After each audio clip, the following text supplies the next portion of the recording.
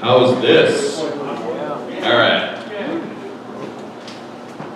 So how many people have never been to Minnesota VR and HCI? And you must have all heard about it through the Google Developer Group.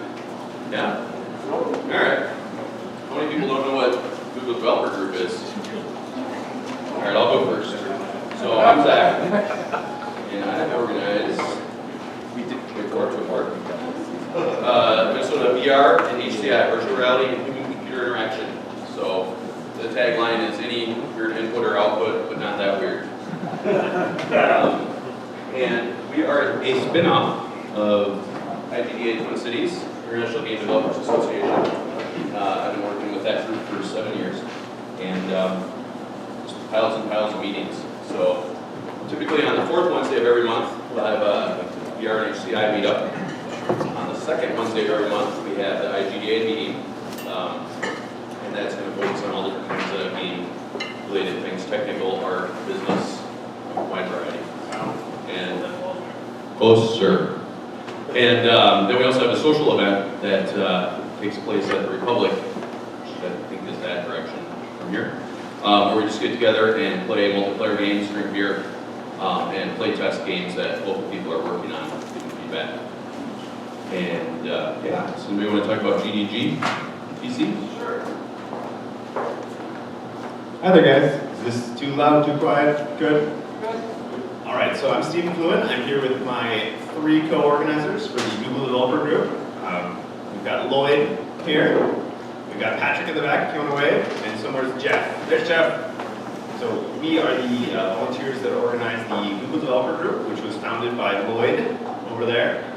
Really, it's just a community-run organization where we come together to learn and expand and share our passion for some of the cool technologies out there, specific to Google. So things like Android, there's a ton of content, ton of topics about Android that we've done, a lot of great local speakers, things like Polymer, and then we're also getting back to something that we used to do, which is just kind of open workshops. So for example, next Tuesday at Code 42, we are running an open workshop where we've intentionally not had a speaker come in, because we've got a lot of people that want to speak, but we wanted to just leave it kind of open-ended so that people could bring projects in, get feedback, and collaborate with the community, and advance their knowledge and skills. So we meet the first Tuesday of every month, and then we also have our big developer event coming up in February on February 6th, which is DevFest 2016, which is our 3rd event. We had something like 250, 300 people, something like that show up last year, and we're trying to make it even bigger and even better this year. Looks like we're on track to have 3 Google or keynotes of some sort, we think. So we're not sure yet, the schedule hasn't been finalized, but we've got a lot of great people, great content. We're really excited about that event. If you have any questions about the group, come see Lloyd, Patrick, Jeff, or myself. What did I miss, Lloyd? No, also all of our events primarily are announced on Meetup.com. We're almost at 1,000 members.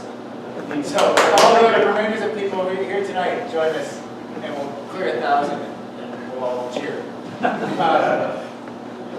Anything else about GDG? Otherwise, big thank you to Vidku for sponsoring tonight.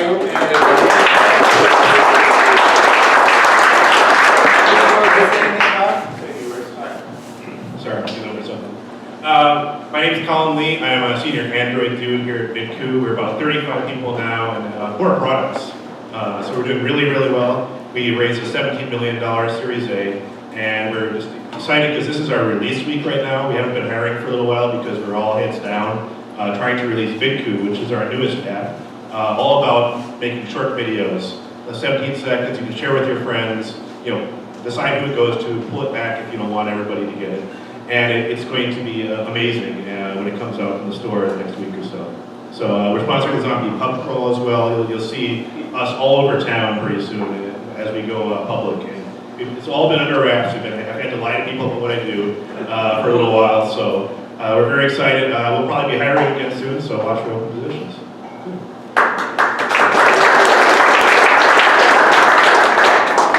All right, similar to the IGDA meetings, we kind of divide ours up into a couple sections. One of those is called Plug My Thing, where we just have a couple slots for people to tell others whatever they want to tell them. So, let's see what we got. Vince, where'd you go? Awesome. Hey, so I subscribed to the tech.min feed a few weeks ago, and I didn't want to go back to the site all the time, and I got a couple things popped in my inbox, and I see this VR HCI user, and I'm like, wow, that sounds really cool. And I should click on the thing, I'm like, man, this is awesome, I've never heard of this thing. It's awesome. And then I see this thing, it says plug my thing, and I'm like, I have a thing that I can plug. Great, awesome. And especially right now. So anyway, I'm the president of TechMasters here. Who here has heard of Toastmasters before? Oh, well, I mean, yeah, pretty well. I usually don't get quite that many hands. So Toastmasters is a worldwide speech club. There are thousands of chapters around the world. And there's one in Edina that meets at ILM every Tuesday morning at 7:40 called TechMasters. So there are a whole bunch of, so there's a whole bunch of IT guys, various different things, of whatever we do. A lot of developers and, PMs and stuff like that. Anyways, we meet every Tuesday morning at 7:40 at ILM. And one thing, a lot of people around here, when you think about it, like your best public speakers, right? We sit in front of a computer all day, then we go home and we stare at a computer all night, right? So a lot of us are not particularly very good, right? So we walk in for your first time at TechMasters, and you're up against, you're with people who have been presenting at conferences around the world and user groups and all this and that and the other thing, and you feel a little bit intimidated. And a lot of people will shy away, like, I cannot follow that guy. That was just, I can't do that. It's not possible. I'm just way too stage right, you know. And we talked to them later, and they said, I can't come back. I'm too scared. Literally, I can't even do that. So what we decided to do is there's a program from Toastmasters called Speechcraft. And what it is a workshop, like a seminar thing, and there are 8 sessions. And what it will do is it will actually take you through the process of getting kind of acquainted with the Toastmasters way of doing things. And you're assigned a mentor one-on-one with a experienced Toastmaster. And you kind of be worked through how to give a particular speech. So typically we give a speech that will be like 5 to 10 minutes. And it will be on whatever it is, but what happens is when you first join, you get So you get a couple of manuals, the copy communicator and copy completer. And it's kind of like taking a high school or college speech class, and you're taught through various kinds of public speaking, like vocal variety or gestures or organizing your speech, that kind of thing. And what we do with Speechcraft is we kind of make it a little bit easier, and you're getting a one-on-one mentorship, and you're going to be only going up against or with other people who have never been to Toastmasters before. So it's a much lower pressure environment, and it's just a lot easier. And we think that it's really going to be a great event. We've had several people sign up and trying to get the last 2 more people, so I'm trying to go around plugging. I was at a conference earlier today with booths and stuff like that. So if you're interested, come check us out any old Tuesday at I-11 at 7:40. Speechcraft is going to be starting this Tuesday, and I think that's a fantastic opportunity. Just check us out and see what you think. And the Speechcraft session will be starting at 8 o'clock in the last an hour. Yes, sure. So I have some business cards and some Speechcraft flyers over there, and I have things that a few other things to show if you wanted to take a look like manuals and stuff, but I can't really pass those up. Thank you very much.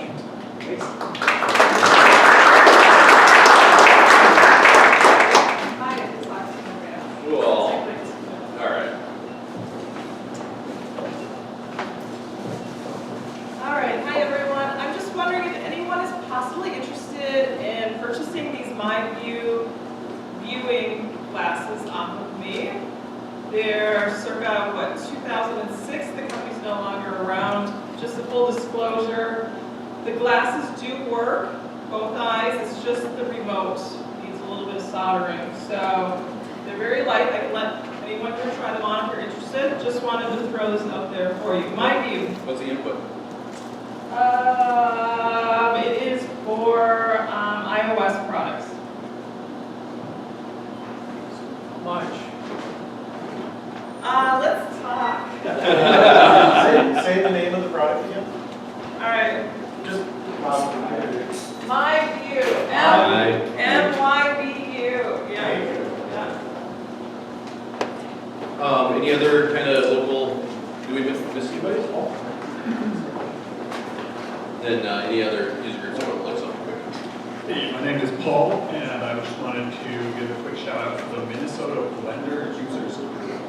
If you use Blender 3D or you want to use Blender 3D or you download it, because you're like, oh, great 3D program, and then it's like, boom! Punch you in the face. You can't click on these buttons. You hate Blender. We can give you, I know what you're feeling. A lot of people go through that. We give you a little support, give you a more pleasant introduction to Blender, show you how to do cool things, show you where the render this thing is, that sort of stuff. Answer your questions. Sunday, October 3rd, we're going to be at the University of Minnesota. It's right over there in Keller Hall. We've got a website. What is it? Minbug.org, M-I-N-N. Yeah. I was hoping for a mini-bug. Cute. Minbug.org, check it out. Read there. In real life, please check us out on Google Hangouts. Bring your other questions, bring your other hates. We'll try to make it work for you.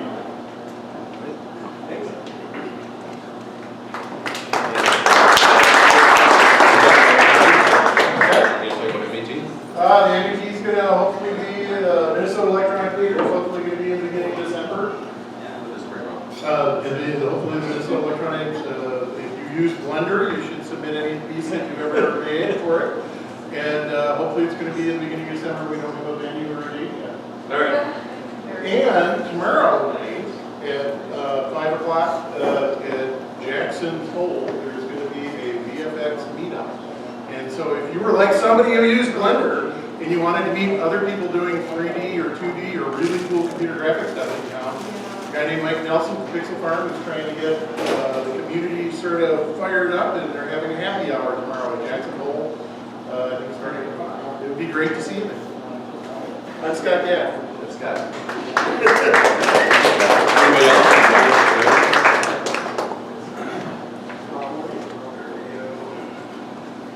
Hey, that's Ryan. It's Ryan. Hey everybody, I'm Ryan. Hi, Ryan. I coordinate the IGA Twin Cities user group meetings. And I'll try to be quick because it's been like all about meetings right now. So our next meeting, October 14th, we meet the second Wednesday each month. This month is Dave Beck. He's the director of the He's director of the game group. game development program at Stout. It's Stout, and he's been doing a really cool thing that he's been talking about. Yeah, so he's been working on a project. He brought in a bunch of students that did some VR project before for, who's that? Jim Henson. So that's pretty cool. He's got his own project he's going to show off.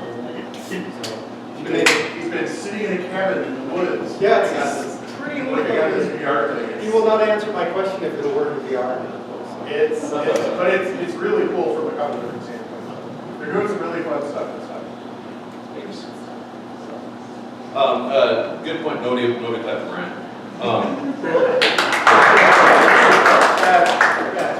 Yeah, that is bad. We still share an email list with GDG-TC that we spun off from. So if you signed up on Eventbrite for this event, you'll get an invite for that. If you signed up on Meetup at the GDG Meetup, you won't get any invites. So if you do want to get invites, go to Eventbrite and there's a add me to the email list option there. But don't be surprised then when you get invited to wonderful IGDA events as well. All right, last call. Any random announcements? Anybody? Surely. Nice briefcase.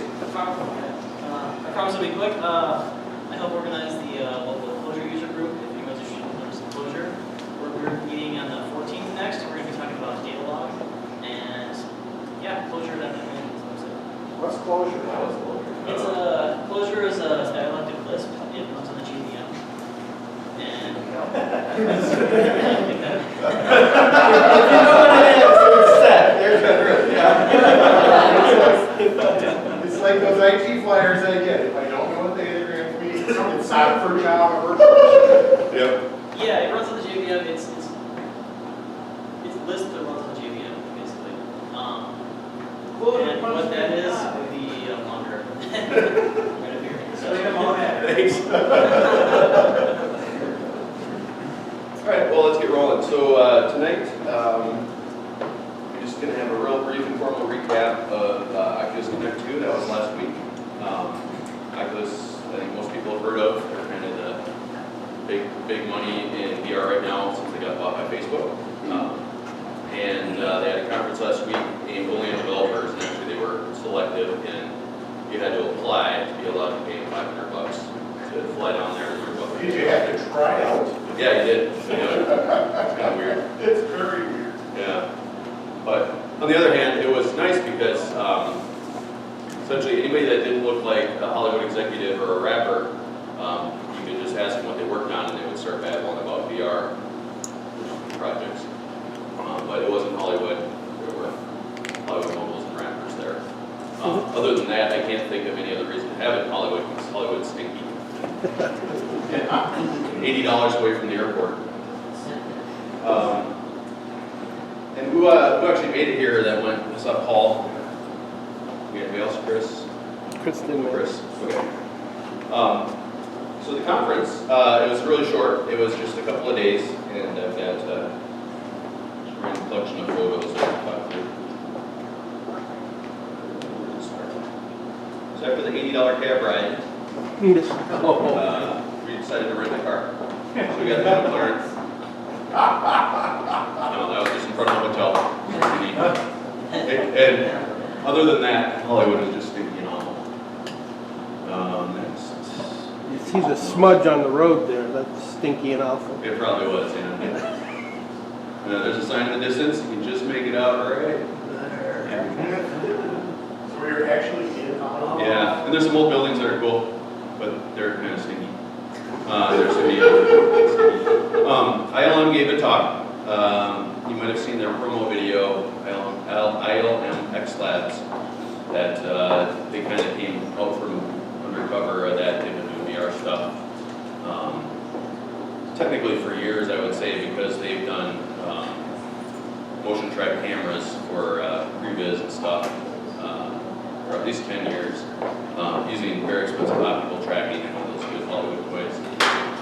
But they've now kind of dipped into consumer VR a little bit with Oculus and the HTC Vive.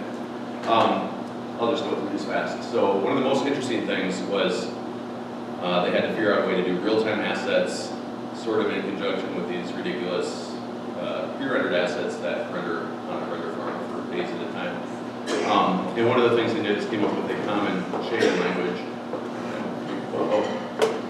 This scroll wheel is that, I guess. And they just kind of show, they have just a variety of essentially textures and different modifiers in the texture layers, and some real simple shading language to unify those, and then they can pop in lower or higher res geometry and textures. The stuff they did show, though, even in real time, was pretty amazing. There's an example of a real-time asset on a speeder bike, and they just kind of painted up the rust patches to get the right appropriate amount of rust in real time to demonstrate that. Since they deal with non-technical people and not, directors and just random Hollywood executives and rappers, they kind of use an iPad for almost everything. So you'll start out visualizing or planning a shot on an iPad, and you can dial in and just kind of intuitive touch controls like you use for most map apps that everybody's used to using.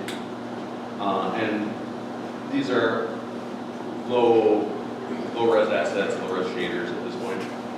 And you can start to set, waypoints, and they've got all the camera terminology is done in terms of real cameras. So you can see f-stops and lens types. It's all Panavision lens standards.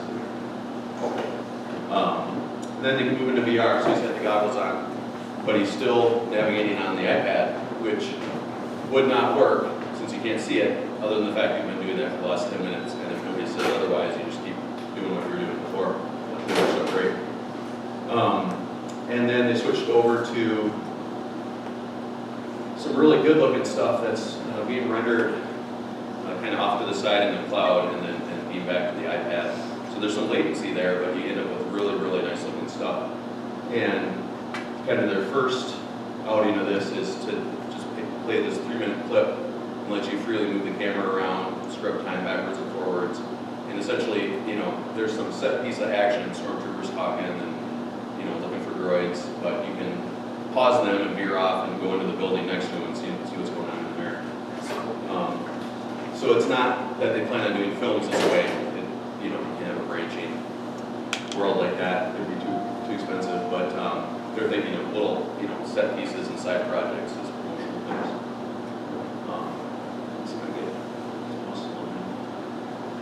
You get a little bit of a sense of the shaders there. They just look phenomenal. And yeah, do you remember the AT-AT, the human tattooing? Remember that? Looked really good. You can see the amount of textures going into everything, and obviously with the phone camera, it's going to be the list. And there's an example of kind of scrubbing through it, and now he's adjusted the time slider, so everything's moving really slowly. And the other interesting thing is you can click on characters or objects and kind of snap the camera without having to have a fancy control scheme. So it looks like at this point he's clicked on Stormtrooper, the camera just follows 3 feet behind that guy's head to see whatever he sees throughout the rest of the clip. They added a Boba Fett, because everybody loves Boba Fett.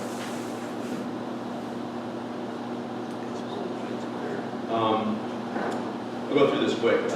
There was a series of Oculus demos that they did a year ago to kind of show off really short set pieces of what's some of the cool things that VR can do and some of kind of the memes that are going to show up in a lot of VR projects. One of the big ones is checking yourself out in the mirror. Obviously, without tracking your face, you can't do expressions and stuff, so people always have to fall back to like a mask or some kind of abstract representation of the head. But it's still pretty compelling to see the natural movements and everything. And miniature objects, they stylize this like a paper cutout town. It's another one that's showing up all over in demos. It's just really interesting to see essentially toys come to life. And having that God's eye view, you know, you can move your head a small amount, but you can move like a block in their little toy town by just leaning over. It lets you see a lot of neat content. And again, with the natural head movement, instead of trying to use joysticks, you know, you can fine tune that and like peek in a window or something to do it for delicate control. And then there was a whole series of things that totally failed. They were really interesting. And didn't actually get shown to anybody. They struggled with this one because of sense of scale. They wanted to have a planetarium kind of revolving around you, and they just couldn't quite get it to work out. There is a great demo called Titans of Space. If you have a DK1 or DK2, you should check that out. Not by Oculus, but by a guy named Crash. This is going to be a data visualization thing. And when they tested it on people, it turns out people don't like having their invisible body like sliced in half by, you know, planes of data. There's a good portion of people that you just cannot put virtual objects through them. You know, it feels wrong. Once you've done it long enough, you know that, you know, think twice about that, and it's a good measure of immersion in the games that are really drawing you in and you believe that you're in the world. You won't try to stick your face through the wall. You just won't. So the guys that are making those really nice games don't bother to black out the scene if you stick your face through the wall or anything like that, because people just don't do it. And you get the sense that things actually are solid, and it will probably hurt, and you kind of have to force yourself to do it. It's really interesting. Whereas in your just random thing that you make, you know, in Unity yourself, you'll put through the wall and don't think twice about it. They did a electron microscope scale thing, and it was just too gross when that was up in your face. Nobody liked it, but they want to return to that. And then they tried to do a special effects laden piece with lots of, you know, smoke, particles, and you're going to be kind of in the launch tower just above the rocket and watch it take off. And they had two problems. Performance problems for all the particles and smoke and stuff. And they had people kind of situated above the rocket so you could watch it go by as it launched, and people just felt really uncomfortable and nervous and anxious about the whole deal because there's a heights thing going on, and then you get a rocket pointed at you. Yeah, it's just interesting to see. And they had a submarine thing too, and that essentially just got scrapped because they didn't have the time to complete it. So they had, I'm trying to remember what this was, about a year and a half ago, and they ran people through the first Crescent Bay headset, their third headset they ever made, and they showed them, I think in 10 minutes, they showed them 5 or 6 different things. And at Oculus parties, you see things like that. People with headsets and weird cameras everywhere. And sometimes you see really expensive cameras. That's John's new camera that doesn't have a price yet. Some of the best tweets talking about it was both sexy and frightening, and control your mind or kill you. I don't know much about that. They've kind of released the stats. There's 2 different ones. I don't know which one that was. But essentially, it's just a whole other step up and having more cameras and doing a better job of stitching the 360 image together. There was a number of them on the top. I think there was either 3 or 5 aimed up and try to capture some things above. Did you get to see? No. They weren't demoing it. Who's that, John? John's, yeah. And also at keynotes, you get to see crazed Oculus fans wearing headsets running towards the stage. And then stopping short and whipping out weird gadgets and aiming them backstage. And I don't know what was happening.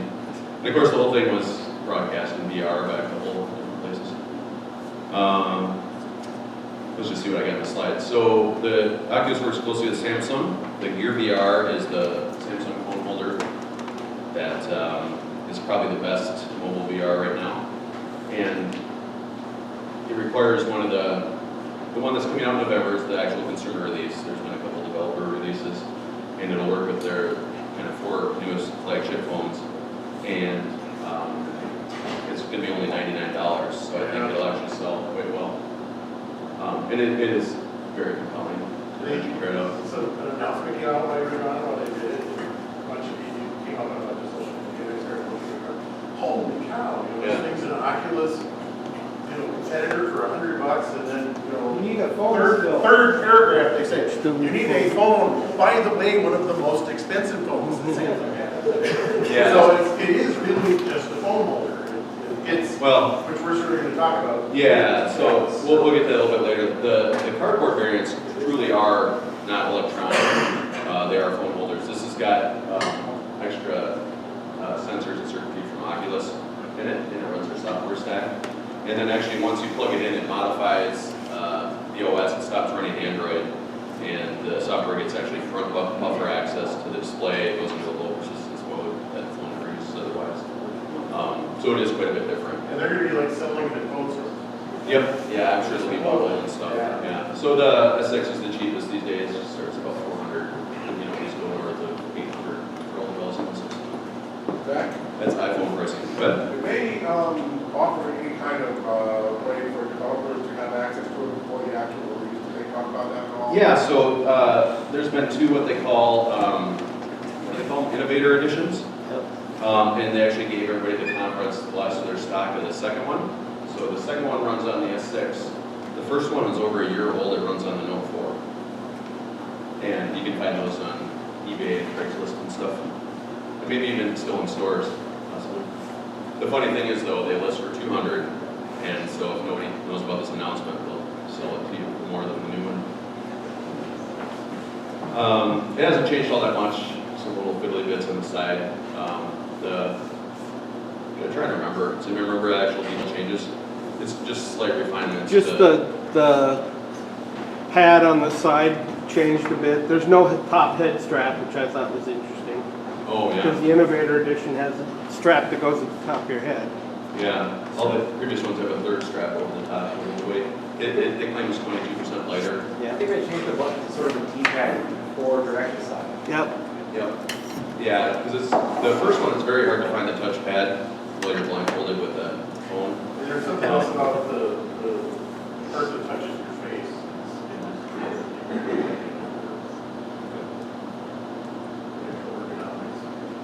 We heard a nice talk from Michael Abrash. We have to see some of his fun illusions from a previous time. This is just, I just snapped this picture because that was one of the craziest things he showed.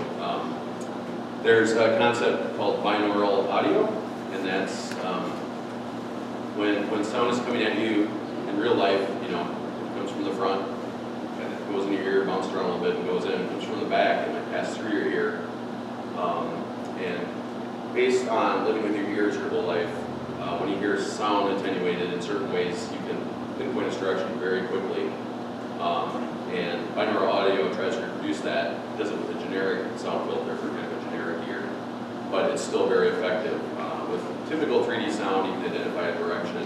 With binaural, you can typically tell if it's up or down, or in front or behind, you know, without even using your eyes. But this is how they capture that. They stick microphones in your ears, and they beam sounds at you from every direction, and it takes a half an hour. So that will be getting customized. Is it in rotators? Yeah, yeah. Oh my God. Yeah, they literally do it like you think. They point the sound from every direction, and then they rotate it, and they do it again. They said that was crazy.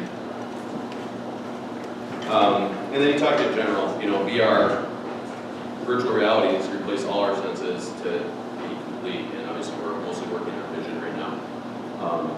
And there's still a long way to go just on vision.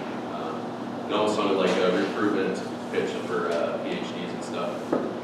Just only looking at vision, he's estimating 5 to 10 more years of just pure research, not to mention making it economical. So it's only going to get better. Let's just skip over this. This is just a panel. Interesting video to check out. These will all be on YouTube in a week or two. This is Jason Rubin handpicked people that did things in VR that shouldn't work, and they work good. An example being, so I can remember anything. The one that sprang to mind was kind of constant accelerations and turning are one of the ways to make people sick. We'll cover that in more detail. But a guy kind of figured out a unique control scheme for a space shooter that generally everybody's okay with. So it's kind of interesting. Just different things like that. So it's you know, there's the do's and don'ts that I'm going to present, but you know, if you think something's really worth trying, definitely try it. Nobody's got enough experience to say what absolutely will not work. It's not like everything's been tested. The best talk for me was from Alchemy. They made Job Simulator, which we'll have a video of. And they just talked really frankly about hand-based tracking, doing games based on hand tracking and moving around a space. And I just snapped a couple pictures, real intuitive. So essentially all these trackers are either going to use visible light, infrared, or something like that. And so the big problem is occlusion when your arm blocks your other arm, you cross your arm for something like a bow and arrow, or your body blocks your hands. They just showed a couple slides real quick of why you will want more than one tracker, more than one camera. Even if there's two on the same wall, all these orange areas are seen by a single camera and they work fine. You see this narrow cone right behind your body where your hands can't go essentially. And if, I think the last picture is too blurry, but obviously if you put them on opposite sides of the room, that's kind of the best case scenario. That's the default setup for the Vive, but yeah, we'll be able to do that too. Zach, I can't remember, didn't they say in the keynote that the touch sensors will come with its own camera too? Yep, second camera will come with a hand controller. You don't ever know how big somebody's playing space is, so they went to the work of designing a couple different size levels for every one of their levels. It's kind of ridiculous, but the game is really focused on that one thing, and it really delivers more than any other game I tried there. I guess I don't have another picture of that. So just for example, in this play space, you can obviously see it's kind of blurry. It's a convenience store. That's the area you're supposed to move around in. If you have a smaller space, they would just pull on the counter and redistribute the cash register and everything else, so it's within easy reach. And they also talked about designing for height. They gave the example of one of the jobs is in a short order cook in a kitchen, and little kids have trouble because they can't see over the top of the pot to make the soup. So you just got to keep things like that in mind. It's not really an easy solution for any of it. One of the big things is when you got virtual hands, there's nothing stopping you from pushing them through the wall or doing something that physically can't happen. As soon as that happens, your brain goes, oh, well, you know, that wall wasn't real, my hands aren't real. You lose kind of the magic of the whole thing. And even when you got to pick up an object, you know, objects are all different sizes. We don't have finger tracking yet, so it's a bunch of hand animations. So they contrasted what Sony does, which is for every object in the game, make up a hand pose and an animation to get to that pose, and spend all this money on art assets, versus what they do, which is shockingly effective. They just make your hand disappear. So when you reach out for that tomato, they tried to cover you call it tomato presents. When I reach out for this mouse, the moment I grab it and it registers as a grab, my hand disappears and the mouse is there and I'm manipulating the mouse. I don't even notice. I played their game. I didn't even notice this was happening.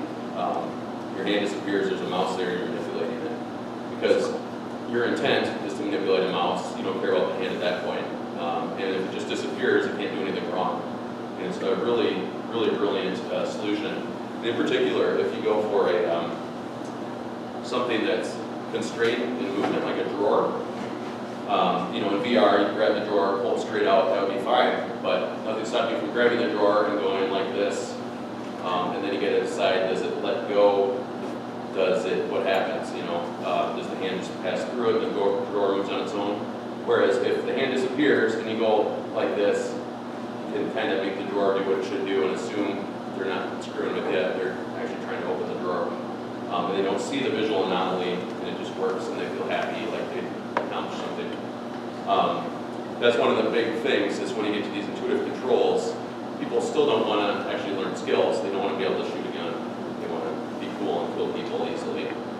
So no matter what you're making happen, you still need to put some training wheels on it and infer the intent of the user and make that happen. So I think it's actually a really brilliant solution. Anybody that gets some hand controllers, I urge you to try it out. Please. Error. Presence, yeah, I covered that. Oh, similar thing. So you're holding an object and you sit it on a table. We rely on feedback. You know, you feel the table, or when you're picking something up, you push, you know, your hand on the table, you feel it, you close your hand. You don't get that in VR, of course, so it's real common to push things into the table or through the table a little bit, and physics engines hate that. So that's something else to design around. What they chose to do is they're real lenient as you're pushing through the table, and then it's just gone way too far, and you automatically let go of the object and it stays on top of the table. And again, while the hand's invisible, you don't see this gradually happening, that the tomato or whatever is passing through the top of your hand. It just kind of does what you thought it should do. We talked about drawers. Yeah, and QA is not fun. It matters how tall you are, how old you are, if you're left-handed. They had a great story about after people have been testing for a while, they get done, they take out their controllers and they set them on top of a virtual table and let go. And then they fall down, the controllers fall down and break. And it happens all the time. So you get the wrist straps, be sure to put them on and everybody else can too. In VR and in VR, you're always going to be tethered. It's dual HD frames at 90 hertz, so you can't do anything like that over wireless. So there's always a cord coming out of the back of the headset. In practice, you get used to it, you're not tripping over it, but you don't want to encourage people to spin around. So all their workspaces have a wall in the back with nothing interesting. And they, by level design, try to encourage you to work in 270 degrees, not go continuously in circles. And so you'll see that with shooting games and everything else, that they really discourage you turning backwards. And you should use proper scale. You actually can't tell the size of anything until you're actually looking at it in VR. John Carmack was showing off VR script. Is anybody right about that? In a nutshell, it's not so much about the language as getting a runtime on the Gear VR so that you can quickly test and deploy things, simple applications. And out of the deal, you get a state-of-the-art renderer built by John Carmack. And that seemed to be one of his other pet peeves is, you know, he publishes all the best practices and then nobody puts them in their projects. And the first use was for all these video projects that all they want to do is put up some photospheres and put a video on them, or maybe they have a slightly different physical camera layout, so they don't want the exact same sphere that everybody else has. Maybe they want a cylinder or some different shape. They have to go get Unity, they have to go get the Android SDK, install them both, figure out how to get them working, build a project, get all these settings right that nobody does because they don't read its best practices, push it out to the phone, test it, not quite right, change Unity, do it again. Where this just is hooked up and constantly running up on the phone, and you're sending these really lightweight programs across Wi-Fi, so that bringing in the scene and displaying it, and walking around with some lights is just a small number of lines of code. This version connects to the internet and pulls assets off of Amazon, AWS, but obviously with the closed garden approach and real retail phones, that won't be happening. The first version is going to let you do all this building on your network and then publish an APK that goes through the Oculus store through normal channels. But the debugging is very fast. There's close-ups to the new Gear VR of the phones. They had a lounge there where you could just sit around and drink coffee and spin around in chairs. And since Chris isn't here, we'll skip right to this. Chris's highlight, and maybe mine too, was so Chris is making a game for Gear VR, and it was in the lounge, but Palmer said he'd play it, and he showed up right at the end of the conference. It's all packed and ready to go, and sat there and played Chris's game for 45 minutes, finished the whole thing after the credits. Probably the highlight was when his assistant shows up and says his car's going to be here in 10 minutes, and he said, "Tell him to wait." And then he finished the game. So that's pretty fun. He You can't tell it's Palmer other than the sandals. That is it. Andy's wearing the same thing he wore the night before. And there's one of Chuck's highlights, and it's a selfie of Palmer. And apparently, this guy that caught the Minecraft sword during the keynote or something hit Palmer with it. I don't know. I think that's the last picture. Yep. Yeah. And then we have a couple videos to show. I'm gonna go up here, Paul, too, and say a couple words while I'm doing those up. Sure. So just kind of a formal recap. The keynotes are already online. All the talks will be online. I'll run you through kind of the announcements and show like 3 short videos and then we'll call it. Yeah, I actually put up a blog. If you go to Reddit or Oculus, you can take a look at it. But the most amazing thing to me was the sense of community. You go up to anybody and like Zach said, that they want to talk about what they're doing, they want to hear about what you're doing, and that really came from the top down. Palmer spent about 2.5 hours talking to people at the party, just sitting there, looking at their stuff, waiting in line. Judd Carmack pulled up a spot in the hallway and talked for, I don't know, hours and hours and hours with people. So it was really unique in that you really got a sense that they cared about what you were doing. So I was really glad I went. I was a little worried that I'd feel like a small fish in a big pond, and that didn't happen. So I would encourage anybody to go next year. Hopefully they'll open it up a little bit more, and that won't ruin the experience. But and the highlight for me, Zach works with, oh, he's going to show it, it looks like. Okay, touch. Zach works with haptic feedback all the time and controllers, but this was the first time I had a chance to work with touch in their toy box demo, and it was amazing. Can you describe a little bit? This is super short. Yeah. So the toy box demo is basically 3 or 4 different worlds with toys on a bench. One has these toys, the robots, the blocks, the tanks. One has fireworks, which is really fun. There's a shooting gallery in one. And you come in and there's actually another person in VR with you, so that was another first. You can network with somebody. They later admitted that it was actually over land, so that kind of took the magic away, not over the internet, but still.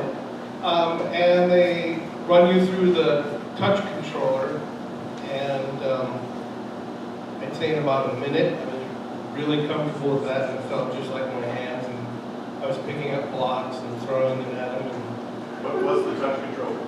Touch controller, well, you see it? You got a picture here? What's up? Touch controller is a half moon with sensors on it, and it can sense your 2 fingers, what they're doing, so you can do a thumbs up or point, and it will take the other 4 fingers and turn them into a fist if you press down on a button. So to pick something up, you literally just close your hand and pick it up.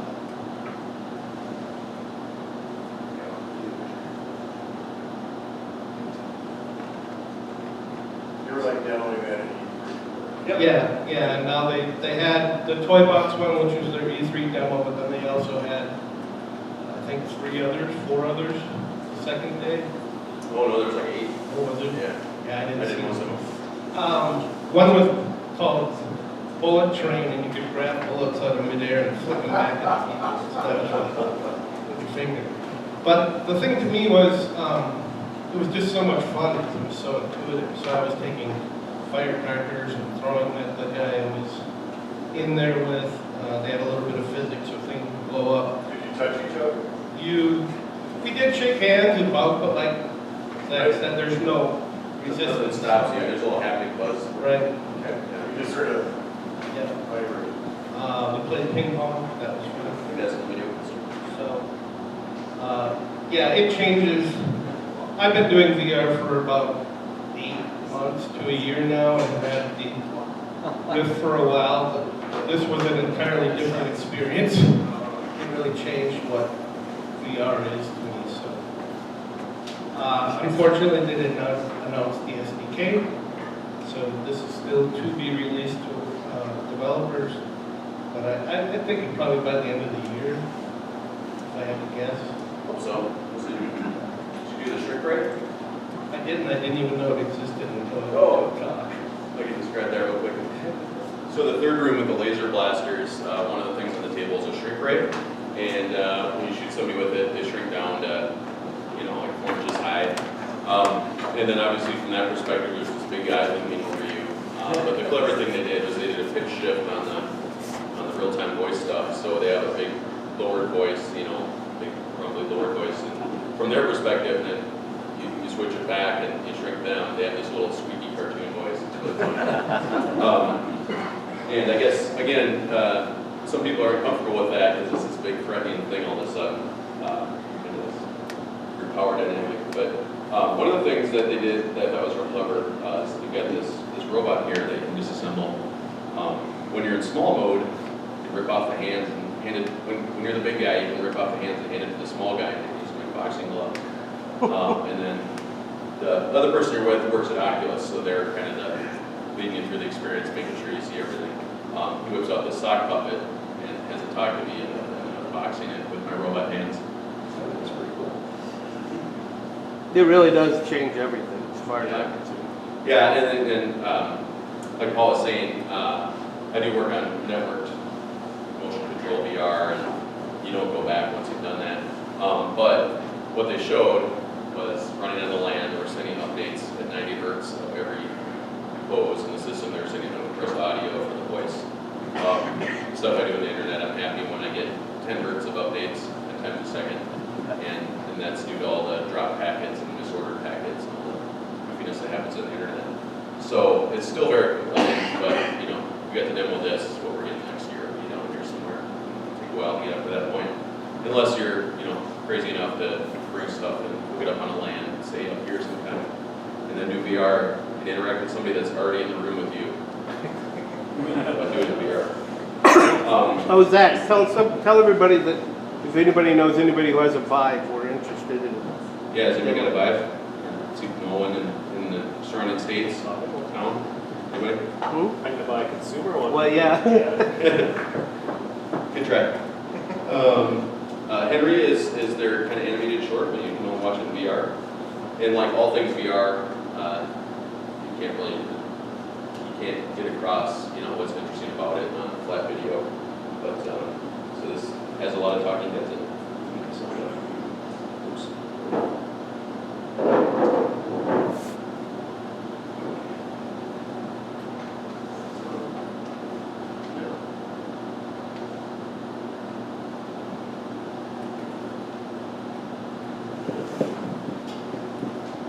That guy's saying stuff.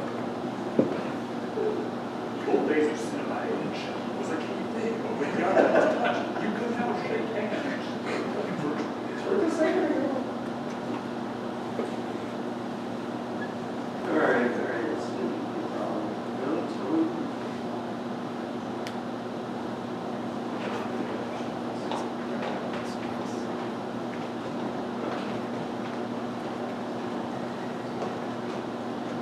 Unplug and plug?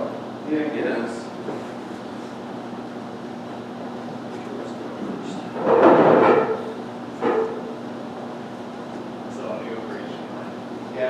Yeah, I did this.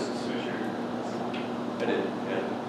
The one thing they announced about Henry is if anybody's working with, what's the other platform besides Unity? Unreal? I wanted to say Real, and I knew that wasn't right. If you're working with Unreal, that's what they did this in, and they're releasing all the assets to the that they have for Henry, so you can go in and play around with their sets and stuff like that.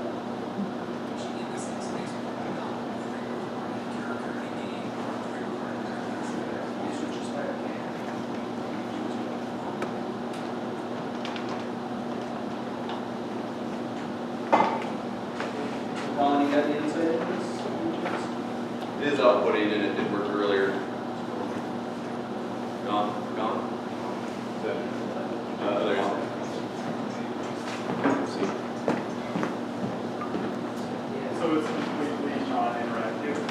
Yep. Yeah, But he knows you're there. definitely is up.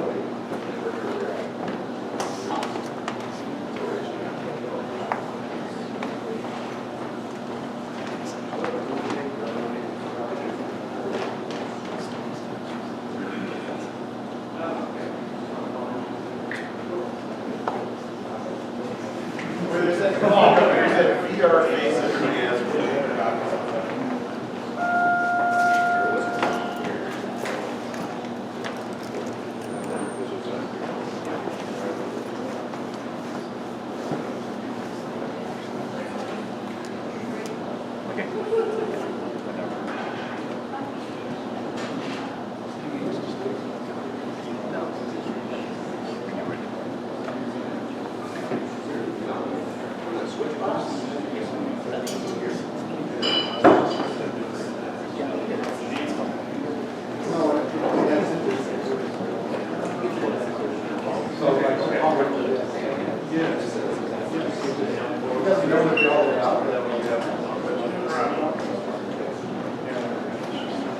For the first time, you can actually be with that character. Virtual reality is one of the few technologies where you can make characters that are so much more compelling than is ever possible. In film, it's sort of frozen in time. In virtual reality, the actor is alive in every moment. Just imagine if you're in a movie and a character will suddenly look at you. And we will do that. And we will be aware that you're there watching his story unfold. Henry, he said, should be in the same room with some of the characters. So it takes place in a single room, and they even put a rug down on the floor that matched the rug in the scene. I encourage you to sit down or kneel or whatever, because Henry's a hedgehog that's like 3 feet high. But before you do that, you can lean over the railing, look down, and check out his bedroom. I'll show that. It was I loved working on it, and I want to. It became a very real space very fast. They did great work on textures made aliasing. And like they mentioned, they'll make eye contact with you and track your position during kind of key moments. And that was kind of the moment where it actually seemed like an actual living thing when the eye tracking was working. The rest of the time it was like a little stubby cartoon character, but still in a very 3D environment. So I think that's got a really interesting future. It's just, how soon will they invest the money? When will the audience be big enough to do that? Get it to go. So until I tried the touch controllers, that was actually my favorite thing in the show. If you have a DK2, there's a limited thing you can download. And like Paul said, if you have Unreal Engine 4, actually they have a custom version on GitHub that you can download. You can actually build a graphic yourself and see the full high fidelity thing. Here's a real quick overview of everything. Oculus Connect 2 conference in Los Angeles, checking out all of Oculus' new announcements today. We saw some new apps for Samsung's Gear VR. We got some new touch experiences for Oculus Rift and the touch controller. We've got to check out a bunch of cool games. Let's hit the highlights.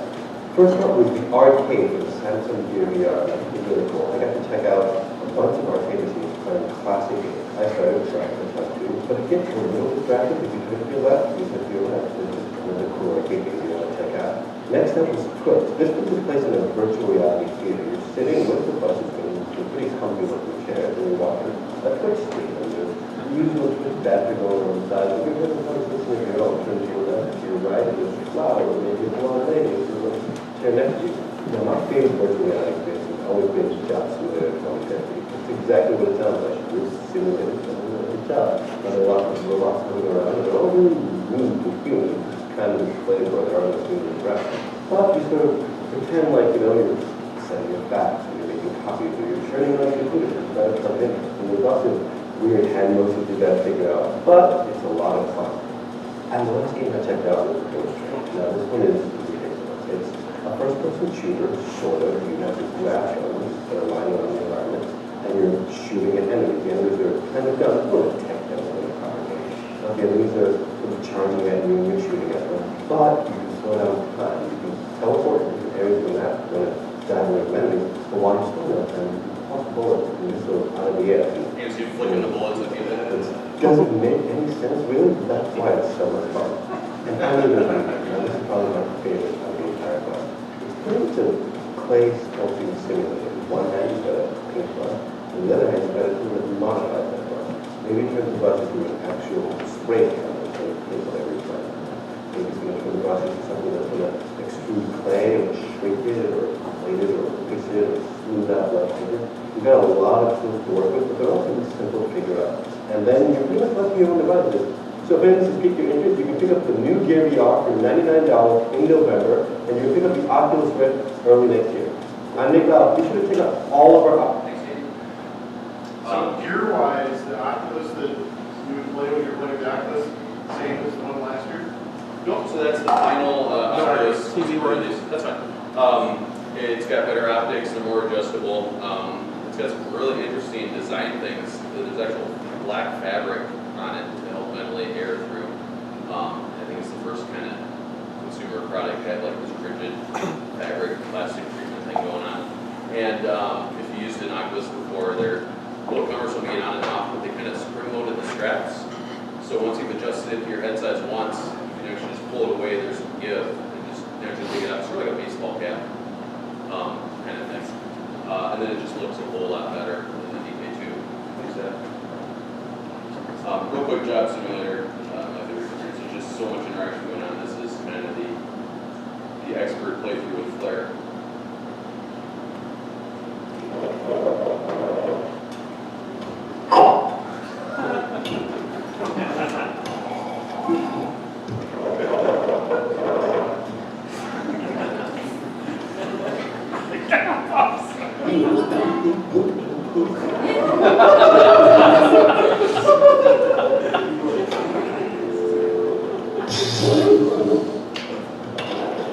So there's things you're supposed to be doing, and then there's everything else you can't do.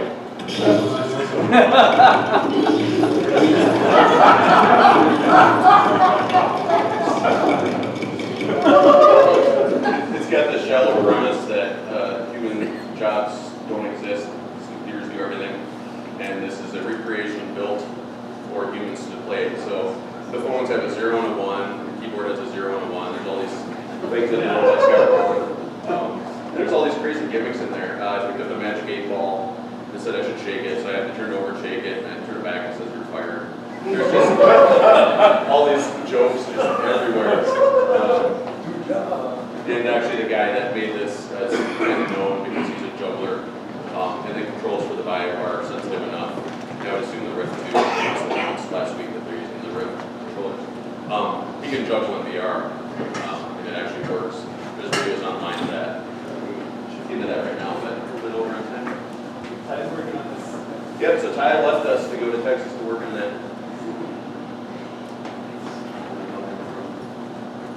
Here's a little bit longer video of Bullet Train. Just kill the sound. You can imagine the sound. It goes like, boo, boo, boo, rah, boo, boo. Yeah. This is just like sensory overload. It's just crazy, and then you realize you can't get hurt at all, and then you slow down. One thing they don't show well in this video, you can see the bullets kind of slow-moing up there in the corner, but they just come at you like this fast, and you can't really reach out, and you flick it at a guy, and then he dies. And so you'd be flicking them behind yourself, and just doing all these silly tricks. Just adding flare, flipping guns around.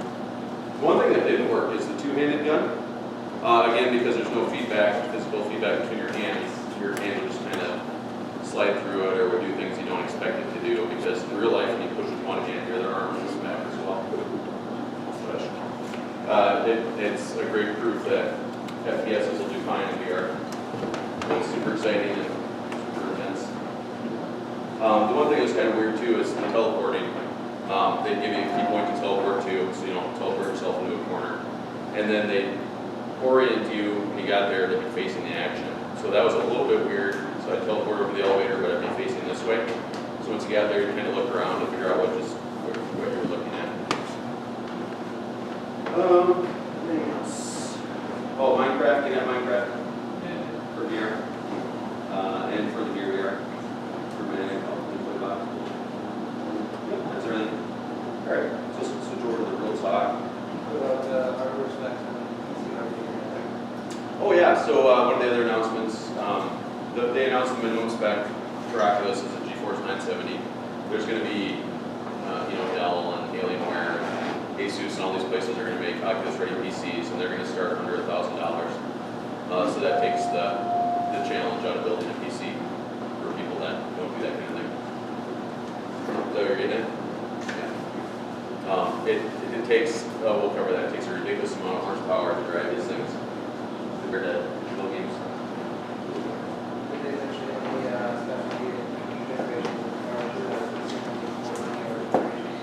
No, yeah, that's a good point too. So the VR, the horsepower requirement, the video card manufacturers are on board with selling more expensive cards. So NVIDIA and ATI have already made specialized drivers for VR. They just got released, at least the NVIDIA one did, I don't know much about ATI. And they're just getting rolled into software now. And so those kind of allow this really tight timing that you need for low latency and tracking and so on. And they're going to allow asynchronous time work on PC. And what that is when your head's moving around, you always want the frames to be updating and following your head. And if this game misbehaves and takes too long to spit out a frame, there's a trick that all of the headset manufacturers are using now to just kind of warp the last image to roughly approximate where your head is moved to. And it works well. It keeps you from getting sick. There's certain things that'll distort if they're very, very close to you, but things are 5-6 feet away like this post. It's convincing for up to a full second. You're only needed for like 1 or 2 frames to kind of fill the gap when an app is slowed down. So expect a lot out of that, and no specialized cards announced, but I bet you there will be one Q1 2016. Some new Uber card that is better than anything else. So Paul and I are splitting up this talk. I'm going to give a general VR stuff. We've already touched on a little bit of it, and then Paul's going to go specific on Cardboard. Any point, shout out questions. Can you guys hear me in the back, or should I just get back on the mic? It's good? Okay. Okay, just tell me if you can, if I start mumbling. Shout out questions at any point. Shout out how this won't work, this 3D TV didn't work. Whatever you want. I think flat TV is a gimmick. I know where your allegiance is like. There's kind of different tiers of VR. We're mainly focusing on the entry level, getting started stuff, and that's Google Cardboard. And there's kind of these different layers of capabilities and technology as you move up in the different tiers. And I'll get to these in detail. They're all summarized in one spot. And with that, you get different capabilities, things you can do, comfort factors, and different experiences that you can create. So starting with Cardboard, I refer to it as snack-size VR. The main reason is you actually, unless you're one of these people that's totally immune to simulation sickness, motion sickness, you literally cannot do it for more than 5 or 10 minutes. But that's fine. It's like a $5 thing. It's made out of cardboard. Your kid can assemble it and color on it. It's a really clever idea. And there's a wide variety of them. In fact, they're re-releasing a UMaster branded one this Christmas. It'll be a lot of fun.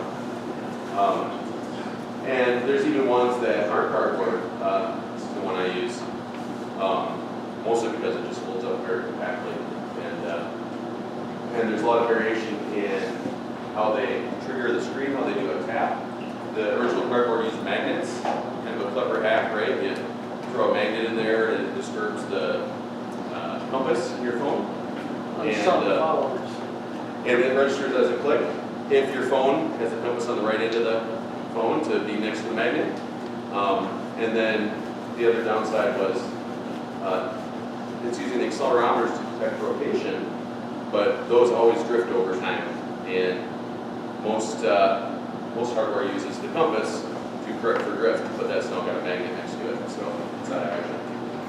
They've since moved on to just playing on tapping the screen if you can reach it, or they made little levers in there that are right between your eyes, and you just push down on the side, there's a contraction that goes out and taps the screen inside the box.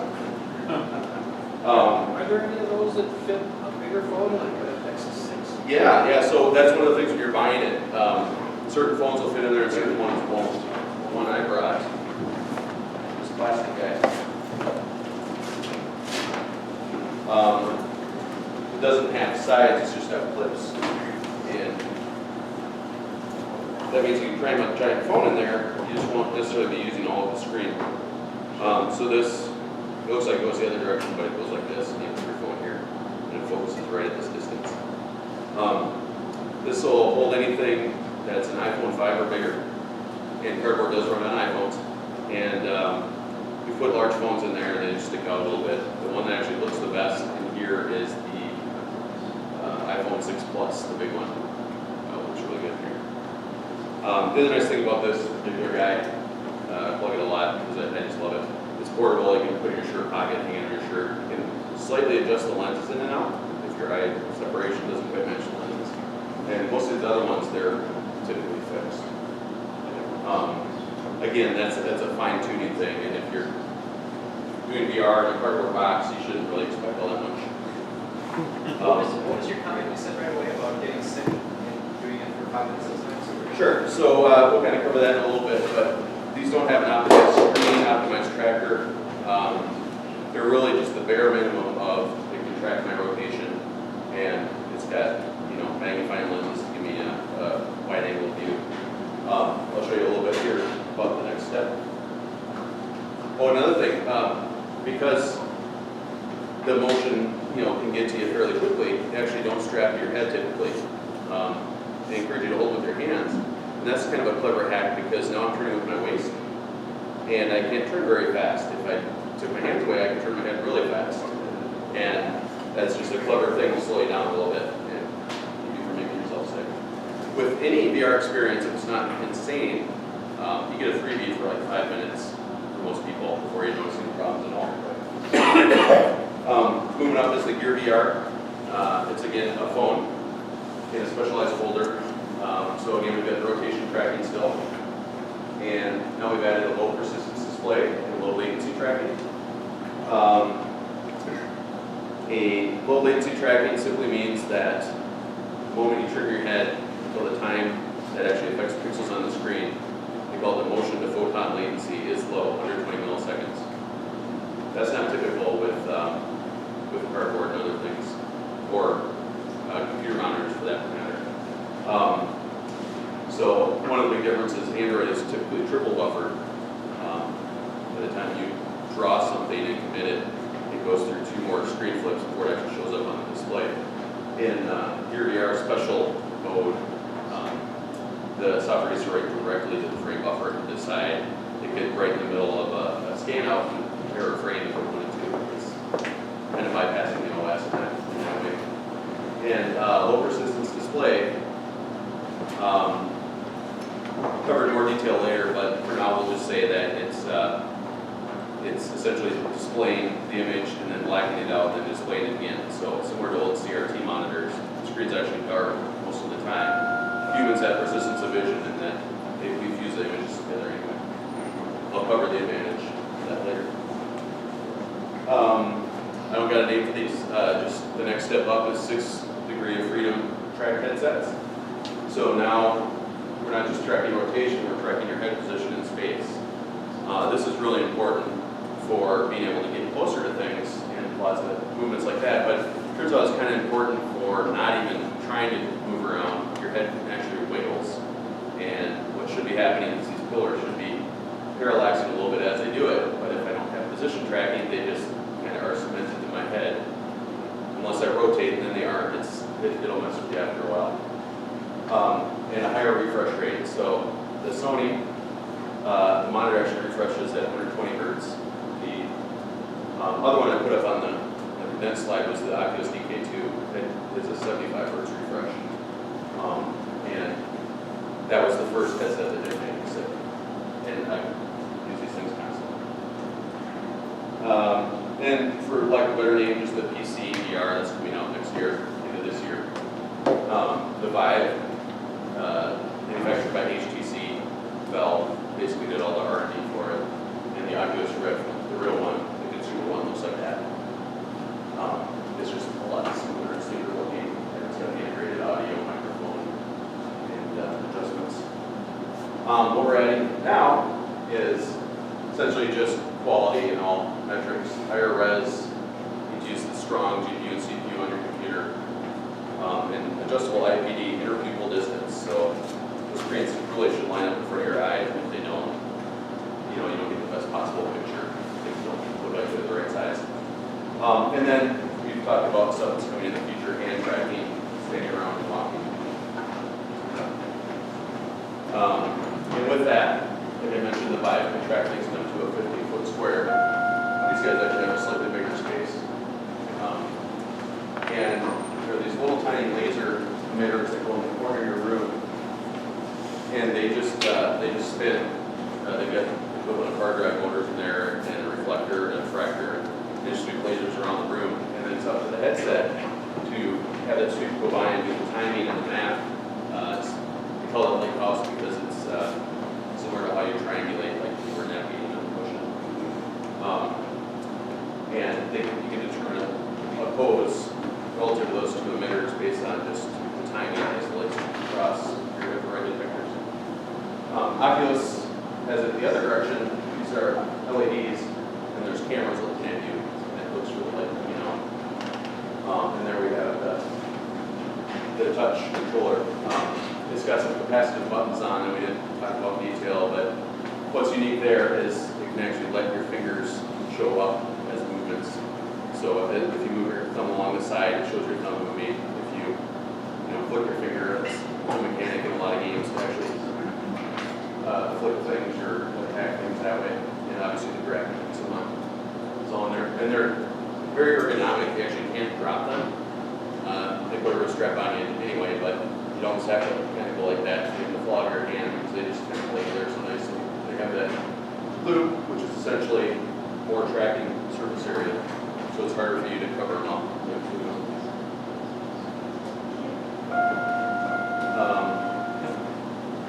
Just a quick video here, some perception stuff.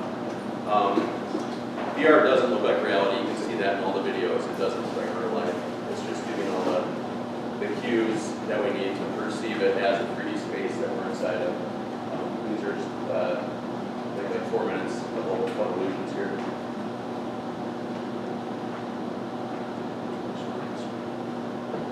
That's Mountain Dew. That's not real.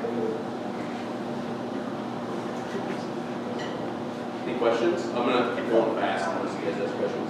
So notice we're a little over in time.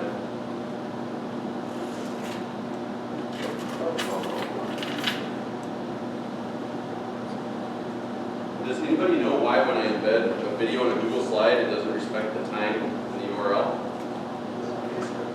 Okay. But if you put it as a link, then it works fine. Perfect pulses sent by your sensors based on its model of the world. This is class participation. What makes VR different and more powerful than anything that's come before. Pick a pill and keep your eyes on it. Got it? Let's mask off everything else. Whoa. Interesting. You were pretty sure that out there in the real world, one pill was red and one was blue. But they're exactly the same shade of gray. Take a good look at the blue tiles on top of the left cube. Okay, now take a good look at the yellow tiles on top of the right cube. You think those are colors you're seeing now? Let's mask off everything with those particular tiles. They're all exactly the same shade of gray. See the white tile under the desk? And the black tile just outside the desk? Again, let's mask off everything else. And again, they're both exactly the same shade of gray.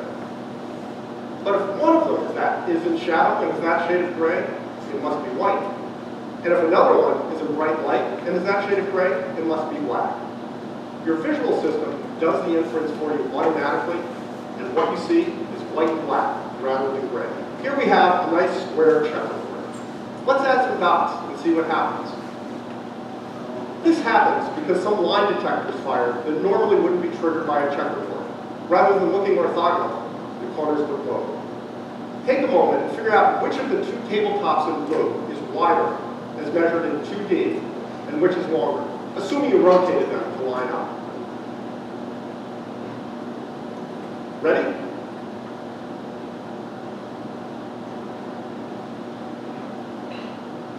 They're exactly the same size.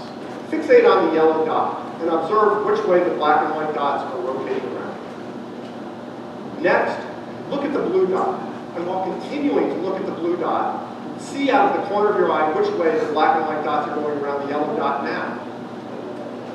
Move your eyes back and forth, and you'll see the rotational directions change, even though they're not actually changing. If that doesn't work for you, look at either dot, then move your eyes up until you see the direction change. Of course, the straw isn't really going through the window. What's happening here is that you're making a very reasonable assumption about the world that happens to be wrong. There are a number of cues on the window that imply a perspective that doesn't exist. So your visual system infers that the window is spinning backward for half of a full rotation. As a result, the straw seems to rotate right through the window. This doesn't match any reasonable model of reality, so you end up seeing something impossible. Anybody had one of these at home? Okay, that's just weird. Here's what's actually happening. Real objects, especially faces, tend to be convex. So your visual system assumes convexity in the absence of cues to the contrary. The only way to make that assumption work in this case is for the head to be moving in very odd ways. So that's exactly what you see. As the oracle might say, here's what's really going to make your noodle later on. Now that you know what's happening, try to see the dragon as it really is.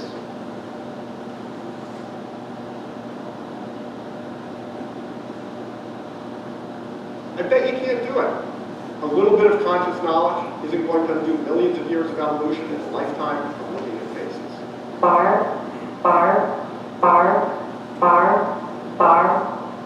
Obviously, she's saying bar, bar, bar. Now let's watch a slightly different video. Bar, bar, bar, bar, bar, bar, bar. Here we clearly hear her saying far, far, far. Except that she isn't. The video shows her saying far, but the audio track is still of her saying bar, exactly as she did in the first video. The visual input overrode the audio. To make it crystal clear what's going on, let's look at this one more time. Once again, we'll have a soundtrack that says bar, but this time we'll have a split screen with a face saying far on one side and a face saying far on the other. As this plays, move your eyes from one side to the other and observe how what you hear changes. Bar, bar, bar, bar, bar, bar, bar, bar, bar. That work for everybody? Oh yeah. Yeah, it's interesting. I've liked optical illusions for a long time, but I've never seen one that kind of mix. I've never seen that audio person. Yeah, called the Woodberg illusion. Has anybody printed out and assembled that paper dragon? It's been on the couple back there. Yeah, it's been on the internet since like the late 90s. It works really, really well. The only trick is don't let it self-shadow. You don't want a shadow inside the concave head to give away the fact that it's concave. So you just can't illuminate it from the top. But yeah, it's out there, it's free. The point being with this is these particular illusions don't play that much in VR. The ones that do, we can't show you on the screen, but you don't literally interpret and perceive what you're actually seeing. There's all these layers of pattern detection, mental modeling, and all these things going on that influence and filter and condense down what actually makes it to your brain. And that's the only parts that you need to get right. You don't have to match perfectly shaded real world surfaces. Do this really fast. This is curiosity. All right, who wants to pronounce it? Good. Yeah, everybody. Vestibular ocular reflex. I sound really smart when I say that at parties and stuff. And plus, you can do this demo to strangers. The third motor control, ocular control system is going to be that of the ocular reflex. I want you to look at that point right at the very distant part of the wall.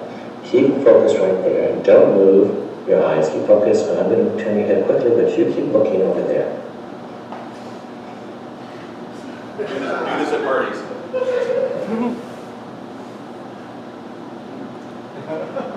Go up and down. Okay.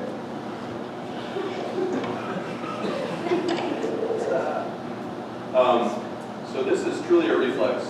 It demonstrating there, it doesn't have to be your intent or your own muscles moving your head. We have the equivalent of accelerometers and gyroscopes in our ear. And if you're focused on an object, if you're looking at a point in space, and you can turn your head absolutely as fast as you want, turn your neck, you'll stay locked onto that point in space. It will stay imaged on the exact same spots in your retina. It will never blur. It will never get motion blur. That turns out to be a huge, huge problem in VR. I won't play this whole video. I'll just do a couple seconds just to show you why it's such a big deal. So this is one of the things that's lacking when you don't have a low persistence display. When you have a routine full persistence display.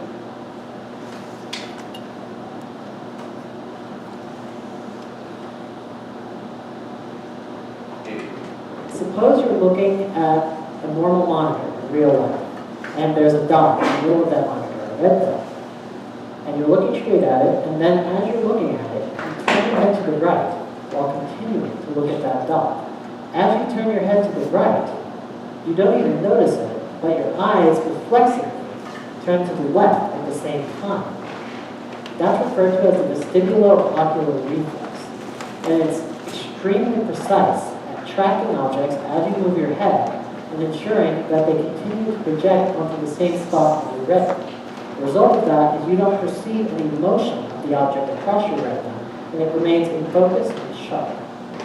Now say you were wearing a head-mount display, and in the virtual world there was a monitor exactly the same size and distance from you as your actual real monitor, and there was a dot, a red dot in the middle of it, just like the one in your real monitor you mentioned a minute ago. Now, if you want to turn your head to the right and continue to observe that dot projecting onto the same point on your retina and being just as sharp and in focus as it would be in real life, then the red rays that show where it crosses the head-mounted display screen, those represent the pixels on the display. They have to shift to the left in real time. And they have to update at the same rate that your eyes are updating their rotation as you turn your head, which is on the order of 1,000 hertz, far, far above any refresh rate of any monitor that exists today. So what does it look like when you're using a real monitor that has a more typical refresh rate on the order of 60 hertz? Well, this is what it might look like if you slow it down by many, many times. To the left on that display. As you can see, each time the screen gets a new image, the screen updates the location of the two red pixels on the head-mounted display of the screen. Between updates, as you continue to turn your head and your eyes continue to rotate, the image starts to move across your retina because your eyes are still rotating, but the image on the screen is not changing. And the result is that you perceive the pixel to be moving, the pixel on the virtual monitor to be moving to the right, and then returning when you get the new image to its correct position, and then moving to the right again. And it does that over and over, and it does it so quickly that all you perceive is a blurred horizontal line. So how does Crystal Code fix this? The answer, in short, is that on the Crystal Code prototype, the screen is black most of the time. The only time when the screen displays an image is when it has just received an image, and that image is in exactly the right place, and your head and eyes are in exactly the right place, that image will project it onto the correct place on your retina. It displays each image for less than a millisecond, and then it goes black.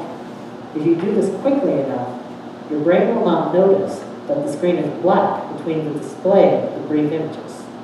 The result is that those flashes go to the right place on the retina over and over and over again. And those images all kind of blur together to form a coherent. It's even better than that. When it's blacked out in between images, your brain interpolates what happened in between in smooth motion. So that's the need for a low persistence display. in practice what you see, if you have a routine, a normal display, it's just kind of a smearing when you turn your head. If you were to actually not fixate on an object in the virtual scene, it's really hard to do, but say if you had a crosshair that was stationary on your display and you fixated on that instead, it wouldn't look as blurry. It's only when your eye does its tracking thing on a pillar or a tree or a tiger that you see that blurring happen. Let me just burn through the rest of these.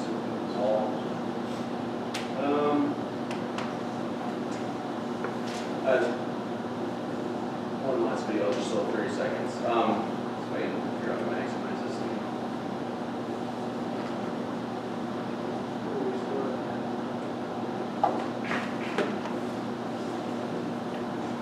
So like F1 or something.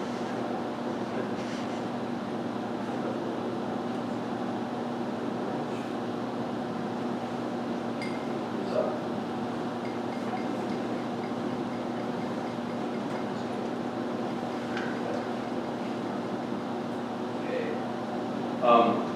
The big bugbear in VR is simulator sickness. We've talked a lot about visuals. You've got all kinds of other senses. The big one for VR is your vestibular system, these accelerometers and gyros in your ear. Since you've been very little, you've been using both your vision and your vestibular system. It's another great word for parties to help you balance and keep you from falling over. And they're meant to be in sync. They're locked together. They expect to agree. They can, to a certain extent, one can accommodate for the other. Obviously, you can still walk in the dark without falling. They are meant to be together, and when they aren't, you feel weird. So the need for a low latency head tracker comes in, and a low motion to photon latency is, you can imagine that the world is tracking very well, but it's just delayed on your display here. It's just you turn your head and then it comes with, you turn your head and then it comes with. It's always a little bit behind. That's a drunk simulator, and you will get sick. And typically older VR headsets have suffered from that. The Oculus Rift was one of the first cheap headsets to have fast tracking and updates at 1,000 hertz, 1,000 times a second. Even with really great, wonderful, wonderful hardware, you still got to avoid moving people around too much. Because just because the visuals match, there still can be a big disagreement between your eyes and your ears. So if you got me on a roller coaster or swing and I'm accelerating and turning, and my ears say no, you're just standing there, that will bother you. It's like car sickness. It's a disagreement between what you see and what you feel. And there's this theory that's pretty well accepted that it's an evolutionary thing that if this is happening, you probably ate some weird, crazy mushroom and you should throw up now. So that's why the sickness kicks in. And we see people staggering around at parties because they drank too much. You can tell about their vestibular system. And there's just one really, really great experiment I just want to show. Let's get the other video. When we move the room backwards, the child falls. And again. In 92 trials at this time, 7 infants, balance was clearly disturbed in the predicted direction in 82% of the trials. So toddlers haven't locked their vestibular system to their vision system. After the infant learning to maintain balance, visual information is far more good than mechanical information.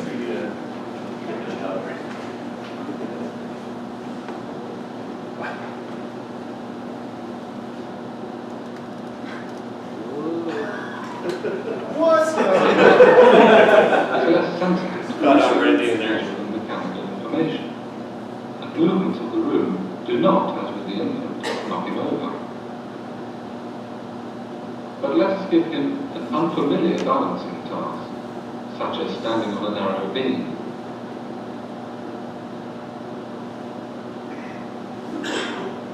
With his eyes closed, he depends solely on mechanical stimuli, quickly becomes unstable and falls off.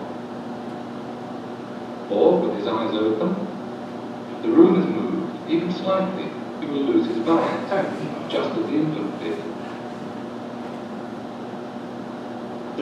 So that is the most literal equivalent experiment of a VR test that you can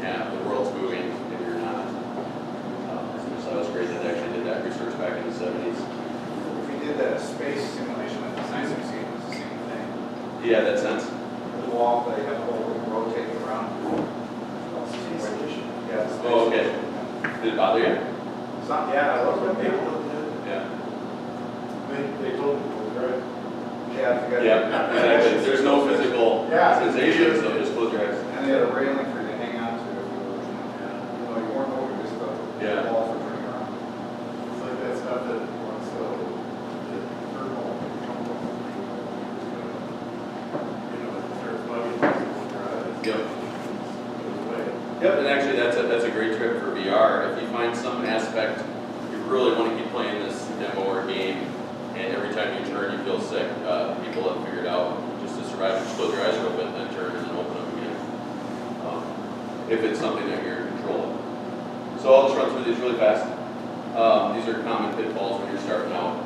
They're all over the internet. They're in the Oculus Best Practices Guide. If you want to read something long, full of amazingly good information, go there first. 3 to 5 minutes is where the stuff starts to kick in. There's some ridiculously extreme, theme park simulators that do it faster. But in general, if you've got a very short experience, you don't have to worry about this as much. If you have anything longer, you definitely have to worry about it, and you have to design around it. Maintain your frame rate, maintain your head tracking. Obviously, if you're not doing that, instead of things moving or counter-rotating so that they appear fixed, they'll just be plastered to your face for a little while. You'll see kind of a jugger, stair-steppy thing. You might see a double image. It's very comfortable. Don't ever take control of the camera or the viewer. This is tough for the film people. You really just let them be and then do things around them. It feels really bad. Minimize rotations and accelerations. Some of the workarounds are like the teleporting thing we saw. It could be on a constant speed. When you're going 600 miles an hour on the plane, you don't feel accelerations. It's a constant speed. Some of the other workarounds people use is like flight simulators, cockpits, block your peripheral vision. And you can do a lot more weird maneuvers in there because you have a stable frame of reference. And when people are sensing motion from their vision, it's all peripheral. It's the sides and especially the ground. If there's movement below you, you assume you're moving. Your brain is. Jump scares are super easy and super lame in VR. Get off my lawn. All you have to do is put something behind the person and then make a noise. And then when they turn, they flip out. If you actually make it scary, it's that much worse. Don't assume where the viewer is looking. You can never assume. This is again tough for video. Use cues, sound cues, or something to guide them. Visual cues, kinds of swipes and types of things. And you can trigger content based on where they're looking, or actually move content to where they're looking. And people have even done this in video. It's really clever. There was a movie last year, Reese Witherspoon backpacking. You guys see it? Unfortunately. Wilderness, yeah. They did a VR trailer. In one of the scenes, she's just in this clearing doing camping stuff. And you're looking around, checking out, there's like a big boulder over here. And then she's doing something over there. And then next time you look back, a ghost or a remembrance of her mom appears there. It's not until you look. And they managed to loop the rest of the video so that you can not look over there as long as you want. It just keeps repeating boring stuff until you eventually look back. And then you get the reveal that they intended. You're not looking in the wrong direction. Because it's, again, not a big scary jump thing. It's this pleasant, ghost remembrance of her mom. Use a variety of depth cues. Everybody likes to, I got stereo vision. I'm going to poke things in your face. But there's a ton more, and really you want to minimize up-close things. It's a little uncomfortable after a while. Relative to familiar size, everybody knows how big a can of Coke is, or a notebook, or a pencil, or a door. Doors are standard size. Put things in the scene. If you got giant alien monsters, put a house or a car next to it. Parallax, obviously, even with position tracking, it's super good. You can do it even very, very far away where it's only a few pixels, and it gives you a great sense of depth. And that works, of course, if you've only got one eye, you still get all those cues. If with head tracking and only rotation, you still get that. It's just not as pronounced. Depth fog, we used a great effect, or just making colors saturated as they go away. Texture gradients, so things up close should have a lot of detail, things farther away should not. Relative detail and geometry, variables, you don't start where spaceships are big because they got all the tubes sticking out of the side. It must be really big. And 3D audio, which is often neglected. And then test often on a variety of people. It's really surprising your great ideas only work for you because you knew what you were trying to do and no one else gets it. And likewise, things that probably shouldn't work sometimes do work. And a huge one is use abstract and simplified design. And Toy Box was kind of a tour de force of this.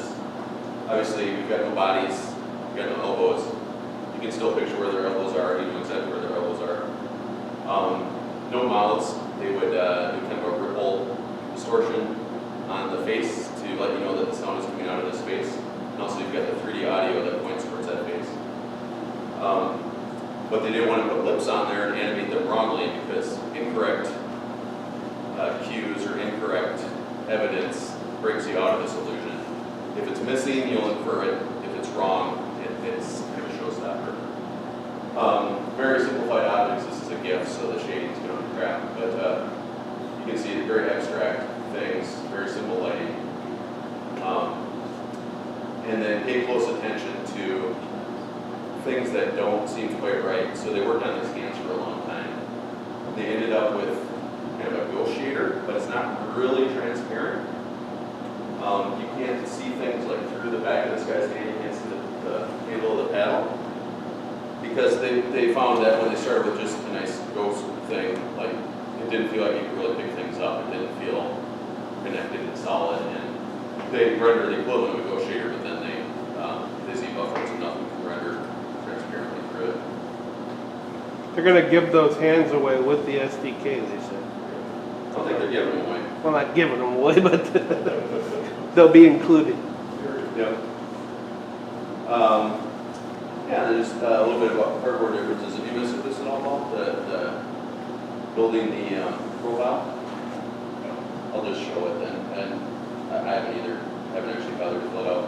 But there's these QR codes on the side of the viewers that you scan them in the Cardboard 2 apps, and that configures the library to know, theoretically, the size of your lenses, the field of view, the distance, some of that geometry stuff.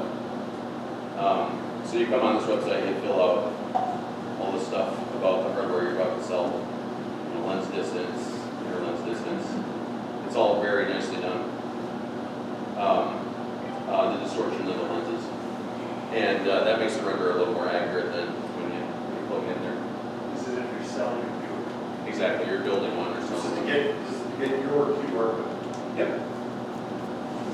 And then that'll get included.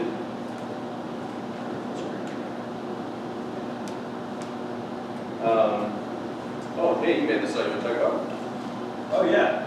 All right. Jump on here. So, hi everybody. It's almost time to go get drunk. My name is Paul Christian. I've been coming to this meetup for over a year now. And one of the great things about it is you get hooked up with great business owners who are looking to, get in the VR scene. And so Brent over here, I met a few months ago, commissioned me to build a Google Cardboard app for his real estate tour company.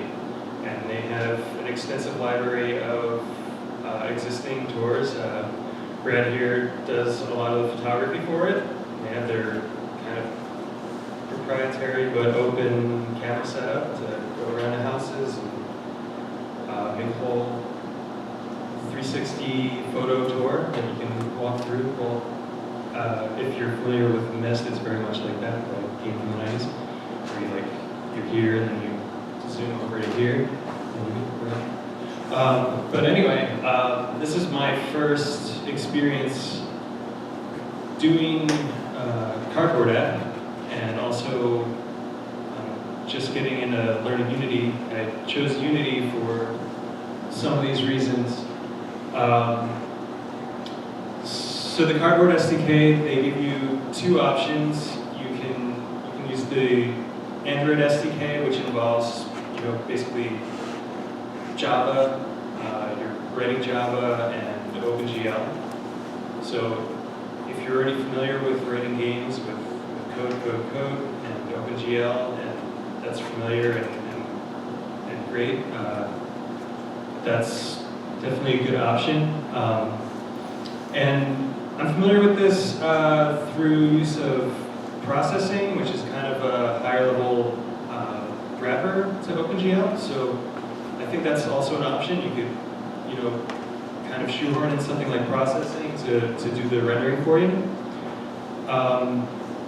But it's limited to Android as far as I can tell, and we definitely want to expand to iOS because I'm sure a bunch of you have iPhones. So that's where Unity comes in. Unity, you can potentially build, write once and deploy to many different platforms. Android and iOS are supported in the Cardboard SDK. It comes with a pretty decent 3D game engine and editor, so you can kind of look and edit your scene in real time. Not while the game is running, but at least you can kind of poke around in the 3D space rather than trying to imagine it in between build and deploy cycles. One of the downsides is the whole architecture of the app that it spits out is sort of opaque. You don't have a lot of visibility to what it looks like, and so it's sort of challenging to do things that would have been pretty, easy if you're already an Android developer, such as launching the app from a URL, let's say, or from another app with a share link. And when you launch the app, you want to get that context of the link to place the user in this house versus another house. I'm finding it hard to actually get that information. It's unclear to me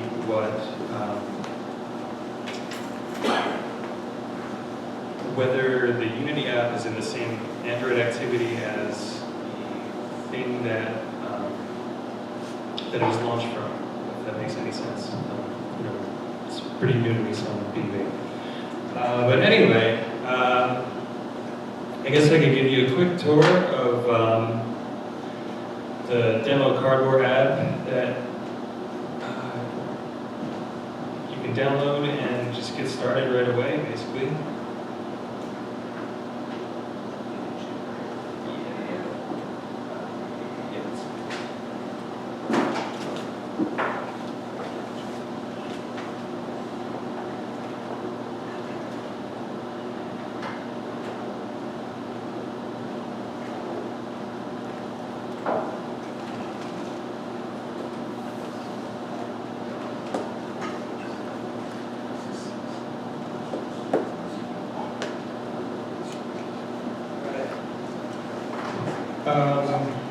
I was going to go through the whole process of creating a fresh new project and loading up the Cardboard demo in there, importing it, but if you can read instructions, then I think you can probably handle that. How many people here have actually used Unity before? You're probably all more familiar than I am. For everybody else, it's important to point out it's totally free now. It is totally free, and that is another big selling point for me. What do you mean by yes, all the features of Unity are free now?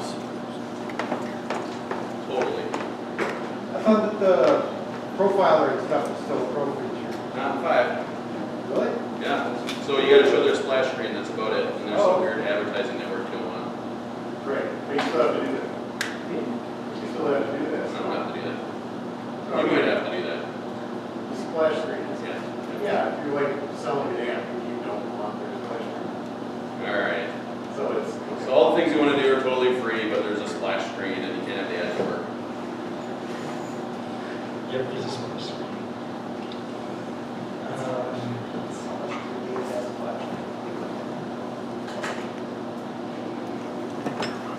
So here's what you get with the demo cardboard app. It's installing some. Actually, let me just close out it. Start.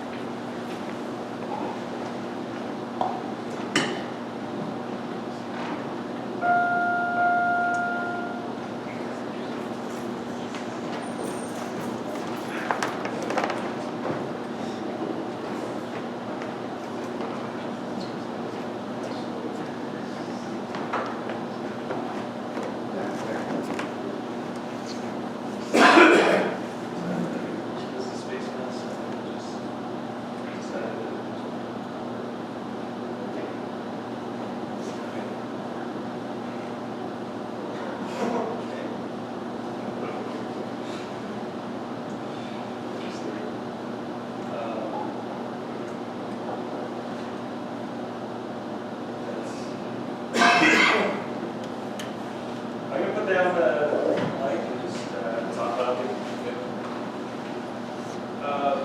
Over here on the left, this is everything that's in the scene.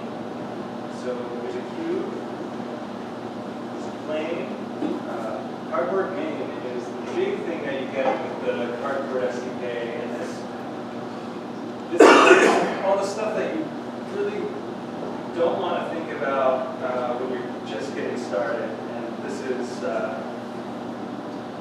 this gives you a model of the player's head in space, and attached to that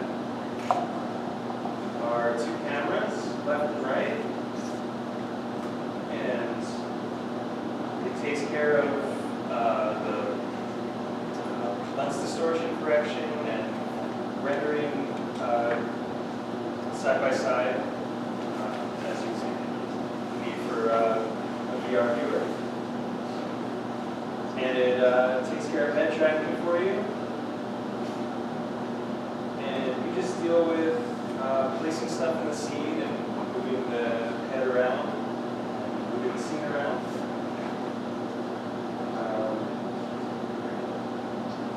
Let's see. If you press play, this is an emulated device, and if you hold Alt down and mouse around and look around the scene, this is presumably what you would see in the cardboard. So bouncing down the simulated. Yep. And you only have rotational tracking unless you go down the road of some third-party stuff where you can set up QR codes around the room and do a little bit of positional tracking that way. But most people probably won't do that. It's probably going to be, on a bus when I'm not look around. So they give you this cube with some stuff that's shooting out of it, and then when I look at it, you can see a little kind of laser pointer that says, okay, this is an object that's colliding with my raycaster. A raycaster is a ray in 3D space that's projected from a pixel on the screen out into your game environment, and you do collision detection with your game objects. That's what 3D things are looking at. So when you click on this, what happens? It just teleports the cube somewhere. let's look at this cube. Over here on the right side, you have the inspector, and this object is called cube. You have a transform, which is your position and orientation in space of this object. You have a mesh filter. What mesh are you going to render? You can change this to sphere if you want. There you go. It's a sphere. You can turn it off, on and off the mesh renderer. Like everything in your scene in Unity is basically inherent from game objects class. So everything's a game object, and they work in different ways depending on what components you attach to them. So one component is this particle system. That's why all this crazy crap is flying out. And we can change the color of the crazy crap. Now it's pink. Great.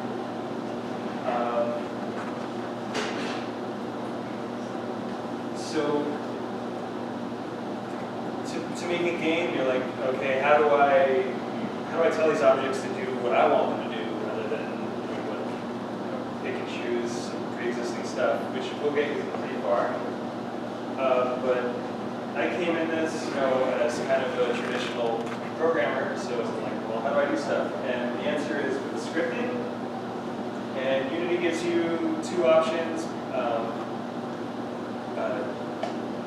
JavaScript, which is not actually JavaScript, it's Uniscript. That's sort of like JavaScript, but won't really do what you expect it to do if you're very familiar with JavaScript. And C#. So C# is pretty nice. And you can attach scripts to objects. And they give you basically an interface to inherit from.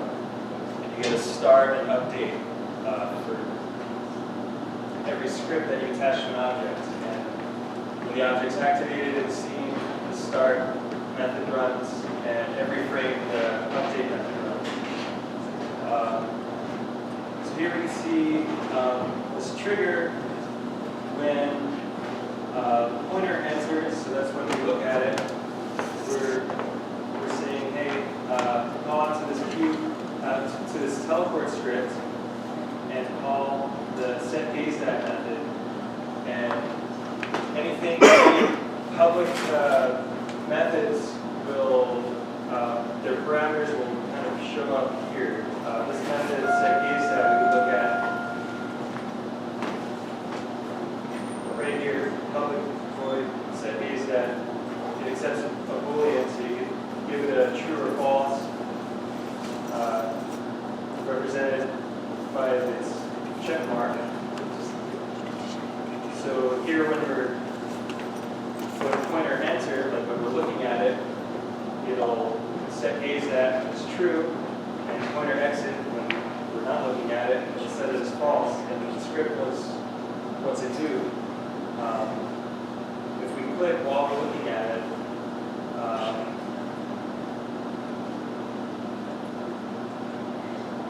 it runs this teleport randomly.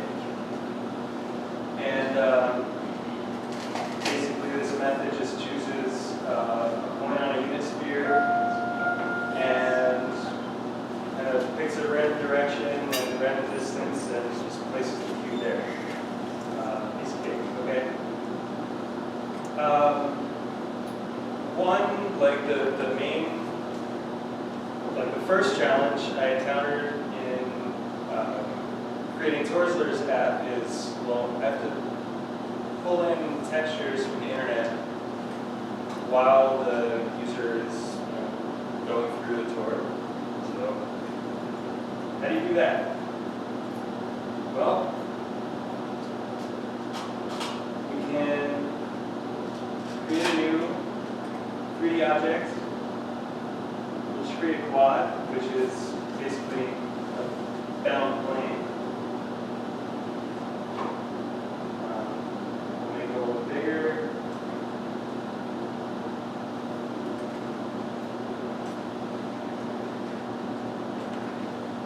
And let's make a new material.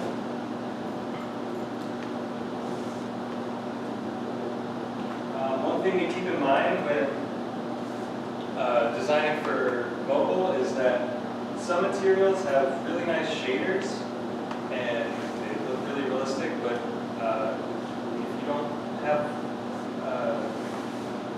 hardware that's capable of really of handling that, your frame rate's just gonna drop or it won't run. So yeah, these mobile shaders, I'll just pick this one unlit and make a texture, pick this texture here, and then I'll just plop this right onto that plane. So now we have a texture quad in space that we can look at, okay? So I want to, like, I guess, instead of teleporting a sphere, maybe I want to download a picture from the internet and change the picture there, because that's how I want to browse the internet from now on. So we can go to the teleport script. We don't need this anymore.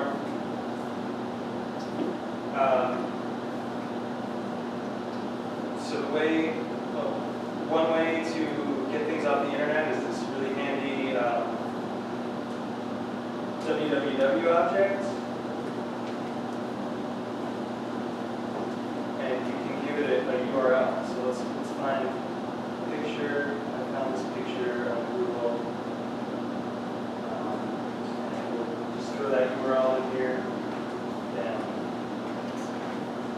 And then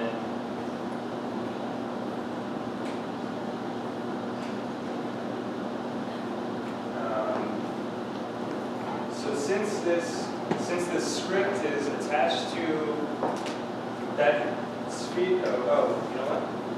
Okay. It's attached to this quad. Let me give it a better name. Pick quad. Okay.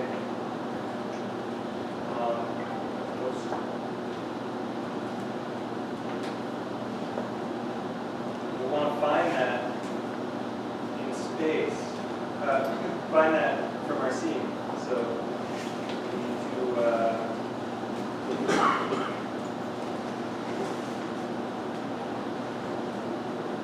this.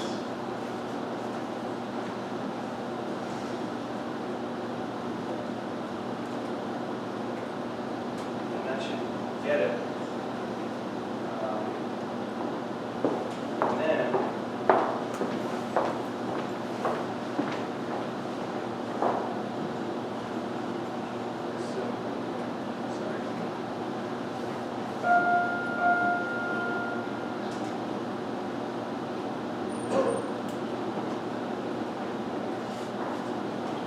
one thing about downloading images is that you don't know how long it's going to take, so you kind of don't want to block your game while they download. And Unity isn't really multi-threaded, but it gives you kind of a way to work around that, and that's with coroutines. And so we'll just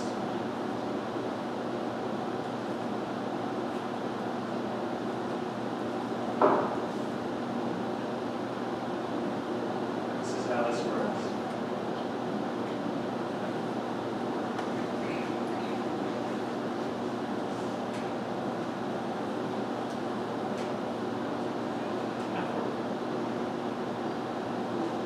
So when I teleport randomly, it'll call out, start this coroutine, and it'll basically keep calling this download image function method every frame, but it won't block.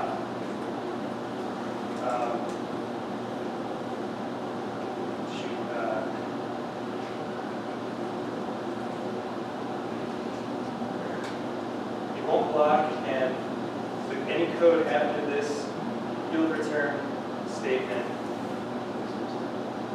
will run it. It will not run until after this image is finished down. So here we have the quad, we have the www.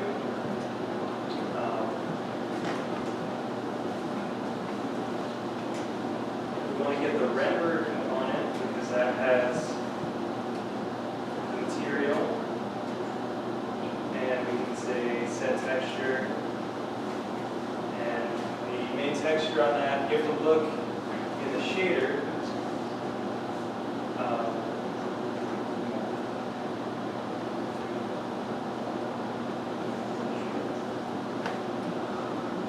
In the shader, you'll see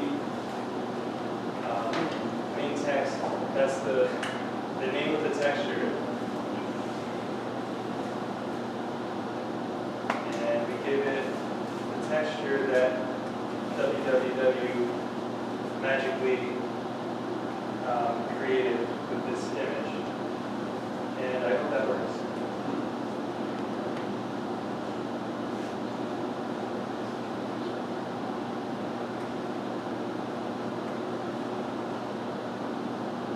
Bam. Oh!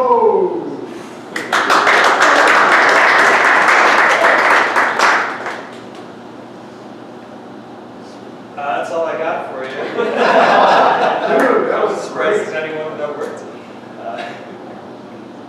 Yeah, have you used go routines before? Did you use go routines before Unity? No. Me neither. I haven't done any C# since like 2008. They're very much like threads. Yeah. You just gotta put yield statements everywhere. That was great. Any questions, anyone? So does that coroutine, if that link isn't working or isn't loading, does that cause any sort of hang up anything wise as far as like frame or anything like that? If there's some feature or anything or That's a good question. You can give it some garbage URL. Like, there you go. Probably won't. But I think it'll just kind of crap out and I mean, this is essentially, you know, another thread you can treat it like, and this can crap out, and your game is over here, it doesn't care about what's going on over here. so resource-wise, it doesn't really care if it's not That's my guess, yeah. Oh, okay, there you go.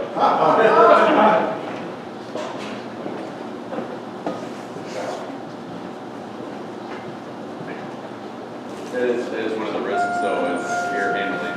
Yeah. Yeah, you don't want them to just stay out there doing unknown things or not doing things. Anyone else?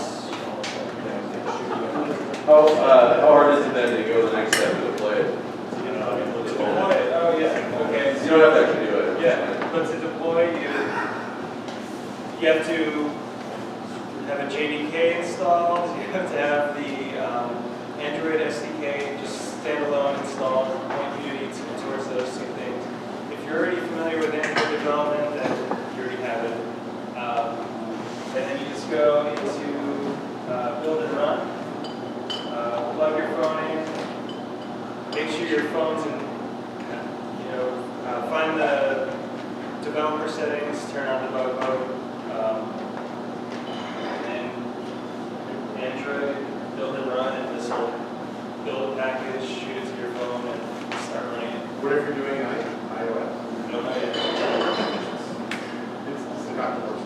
You gotta buy a Mac. Yeah. You have to pay the hipster fee. Yeah. To be an iOS developer.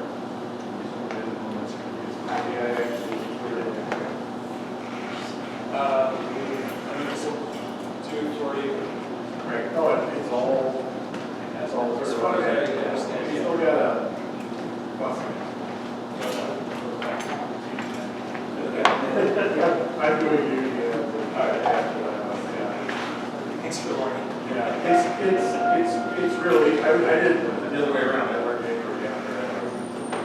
Yeah, Android is gonna fund it. Bang. All right, well, thanks everyone. Very cool. Thanks.